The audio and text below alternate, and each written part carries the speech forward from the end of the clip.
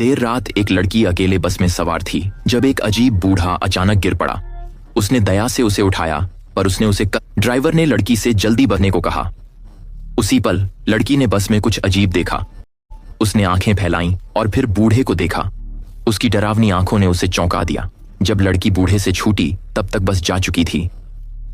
लड़की निराश थी क्योंकि आखिरी बस निकल गई थी। दयालु होने के कारण उसने फिर भी बूढ़े की मदद की। जानकर कि वह पास रहता है, लड़की उसे घर ले जाने लगी। बूढ़े के निर्देशों पर चलते हुए वे एक अंधेरी गली में, पर जल्द ही लड़की को कुछ गड़बड़ लगी।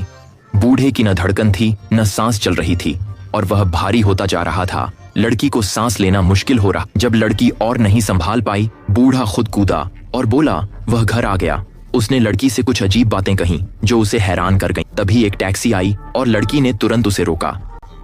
जब वह बूढ़े को अलविदा कहने मुड़ी तो वहां कोई नहीं था। उसने ड्राइवर से पूछा कि वह बूढ़ा आदमी कहाँ गया, पर ड्राइवर ने कहा कि वहां कोई नहीं था, सिर्फ लड़की थी। इन शब्दों से लड़की की रूह कांप गई। वह जल्दी से कार में बैठी।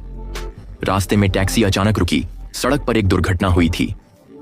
लड़की जांच करने उतरी और दंग रह गई। क्या यह वही बस नहीं थी जो वह लेने वाली? लड़की को एहसास हुआ कि बूढ़े ने उसकी जान बचाई थी। और भी डरावनी बात यह थी कि यह फॉक्स रिज वही जगह थी जहां बचपन में उसका एक्सीडेंट हुआ था।